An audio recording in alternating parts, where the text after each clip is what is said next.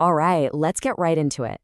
We tend to think about big picture business strategy and, what makes an individual employee tick as two totally separate worlds. One's about markets and systems, the other is all about psychology and teamwork. But what if I told you that the failure to connect these two worlds is one of the biggest roadblocks in management today?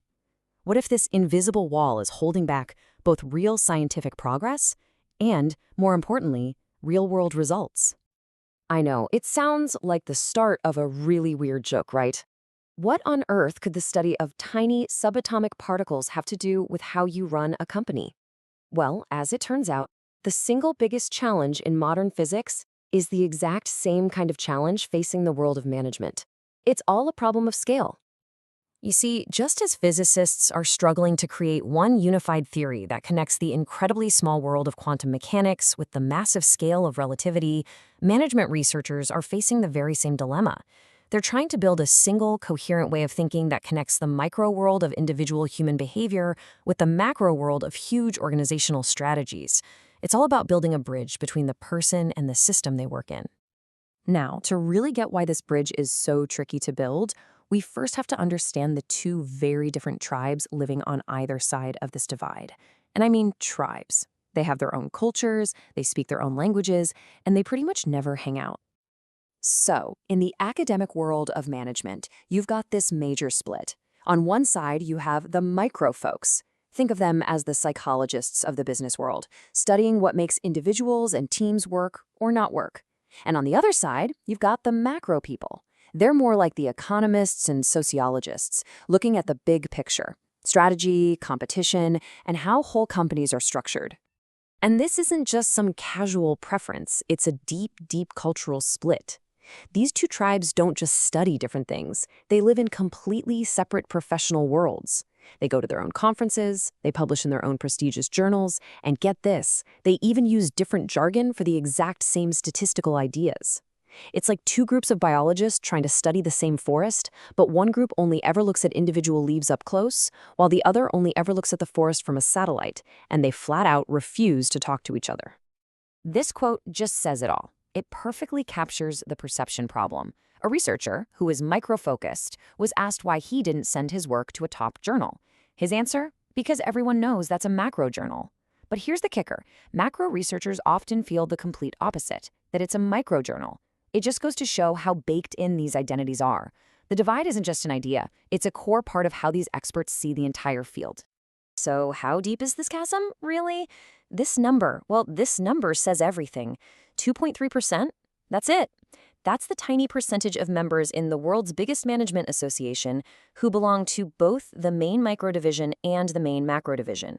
Just over 2% are even trying to have a foot in both worlds. And this data from the Academy of Management just makes the divide crystal clear. You can see researchers are pretty happy to collaborate within their own domain. Look, there's over 10% overlap between two microfields. Same on the macro side, but the second you try to cross from micro to macro, the number just plummets to 2.3%. It's not a gap, it's a canyon. Okay, so academics are stuck in their silos. You might be thinking, all right, but why does this actually matter to me? Why should anyone outside of a university care about this stuff? And that is the absolute key question, because this academic feud has a direct and pretty damaging effect on the real world of business. The big problem is that this micro-macro divide in the ivory tower creates another, much more famous divide, the one between academic science and what people actually do in practice. This is the gap that leaves managers and leaders feeling like all that business school research is totally irrelevant to their day-to-day jobs. And that feeling, it's a direct result of this internal academic split. And here's exactly why it hurts. Real-world business problems are never just micro or macro. They are always, always both. A brilliant new strategy, that's macro, is worthless without buy-in from every employee, that's micro. Low team morale, a micro problem, can absolutely crater the entire company's bottom line, a macro outcome. So, because the research often just picks one level, managers look at it and think it's incomplete and totally disconnected from their reality. And that's when they decide the research simply does not matter. Now, the good news is a lot of scholars are painfully aware of this problem.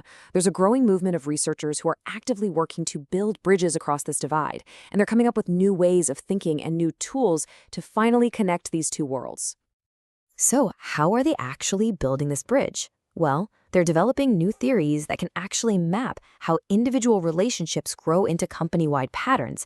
They're using new methods to analyze decisions at every single level, from a brand new hire all the way to the CEO, to see how it all connects.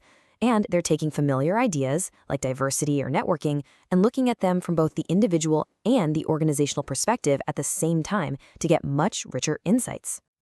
But not everyone thinks the divide is this massive, impossible chasm. Scholar Denise Rousseau has a more optimistic view. She says the bridge is already there. It just needs regular maintenance. Her point is that if researchers are just a bit more systematic and open to new methods, they can easily keep that connection between the micro and macro worlds strong. So let's bring this all together.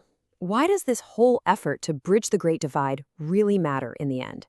What's the actual payoff for unifying these two worlds of management? Well, it's about creating a much more complete and, frankly, more useful picture of how organizations actually work. The payoff is this incredibly powerful chain reaction. When you bridge the gap, you get better, more complete science. That better science then produces insights that are way more relevant because they actually reflect the messy, complex reality that managers deal with every day. And those insights lead directly to smarter practice, where leaders can finally see the clear line connecting one person's actions to the entire company's success. And all of this leaves us with one last, really crucial question to think about. Because this isn't just some academic debate. Think about your own job, your own team, maybe even your own life. Where do you see a disconnect between the small, day-to-day actions of people and the big systemic forces that shape the final outcome? What's the most important bridge that needs to be built in your world? Because understanding that connection, that's the first step to making both the individual and the system work better together.